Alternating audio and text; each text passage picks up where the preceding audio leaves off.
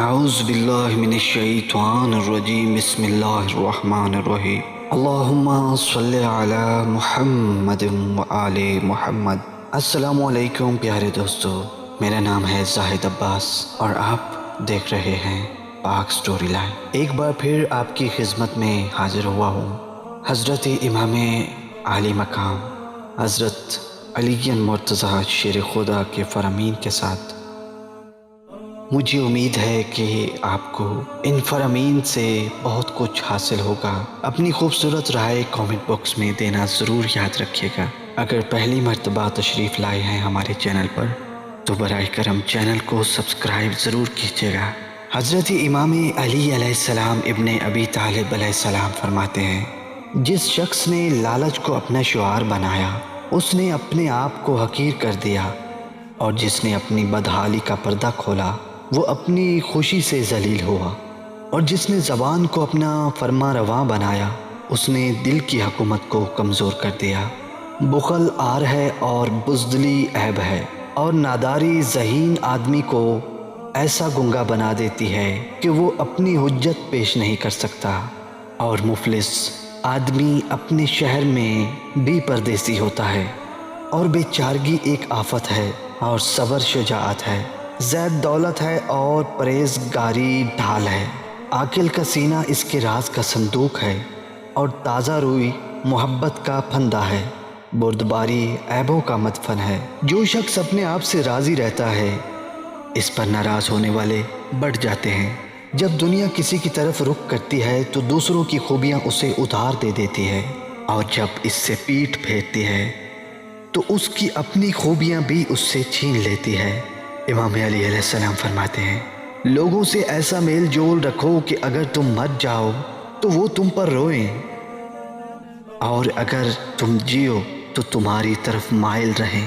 لوگوں میں سب سے بیچارہ وہ انسان ہے جو اپنے لیے دوست حاصل نہ کر سکے، اور اس سے بھی بیچارہ وہ انسان ہے جو بنے بنائے دوستوں کو کھو بیٹھے۔ جس کی رفتار کو عمل نے سست کر دیا ہو، نسب اس کی رفتار کو تیز نہیں کر سکتا۔ ترک آرزو سب سے بڑی دولت ہے۔ اللہ کی بارگاہ میں وہ بدی جو تمہیں رنجیدہ کر دے اس کی نیکی سے بہتر ہے جس پر تمہیں ناز ہو۔ بھوکے شریف اور سیر شکم کمینے کے حملے سے ہمیشہ محفوظ رہو۔ امام علی علیہ السلام فرماتے ہیں، ایک زمانہ ایسا آئے گا جس میں چغل خور کے سوا کوئی سلطان نہ ہوگا، اور بدکار کے سوا کوئی عالی ظرف نہ ہوگا، اور انصاف پرور کے سوا کسی کو کمزور نہیں سمجھا جائے گا۔ اس زمانے میں لوگ زکوٰۃ کو تاوان سمجھیں گے اور صلح رحمی کر کے احسان جتلائیں گے، عبادات اس لیے کریں گے کہ فضیلت میں دوسروں سے بالا تر نظر آئیں۔ چنانچہ جب وہ زمانہ آئے گا تو حکومت عورتوں کی ہوگی، مشورے لڑکوں کے، امارات اور ہیجڑوں کے بل بوتے پر ہوگی، ہر ایک بات میں ہاں ملانا، منافقوں کی خصلت، اور ہر بات میں اختلاف کرنا باعث عداوت بن جاتا ہے۔ بے شک خدا تعالیٰ کی یہ بہت بڑی نعمت ہے کہ انسان پر گناہوں کا کرنا دشوار ہے۔ جب زاہد لوگوں سے بھاگ جائے تو اس کی تلاش کر، اور جب زاہد لوگوں کی تلاش کرے تو اس سے بھاگ جا۔ بہترین کلام وہ ہے جس سے سننے والے کو ملال اور اس پر بوجھ نہ ہو۔ عادت پر غالب آنا کمال فضیلت ہے۔ تجربے کبھی ختم نہیں ہوتے، اور عقل مند وہ ہے جو ان میں ترقی کرتا رہتا ہے۔ امام عالی مقام نے انسان کی بے چارگی اور اس کی ناتوانی کے بارے میں فرمایا ہے، ہائے بیچارہ انسان اجل ہے، اسے نہیں معلوم کہ کب موت آئے گی۔ اچانک اجل آ جاتی ہے اور یہ بڑی مشکل بات ہے۔ اس کی بیماریاں مخفی ہیں، وہ نہیں جانتا کہ کس وقت بیمار پڑے گا۔ یک بارگی مبتلا ہو جاتا ہے بیماری کے عمل میں، اس کے عمل کو محفوظ کر لیا جاتا ہے۔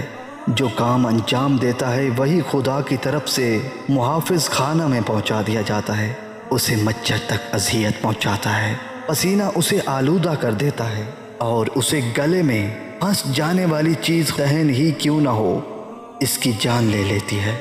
کیا ان باتوں کے باوجود بھی وہ فخر اور تکبر کر سکتا ہے؟ وائے ہو ابن آدم تم پر، تمہیں کس چیز نے غافل بنا رکھا ہے اور کس چیز نے تمہیں صحیح رستے سے ہٹا دیا ہے۔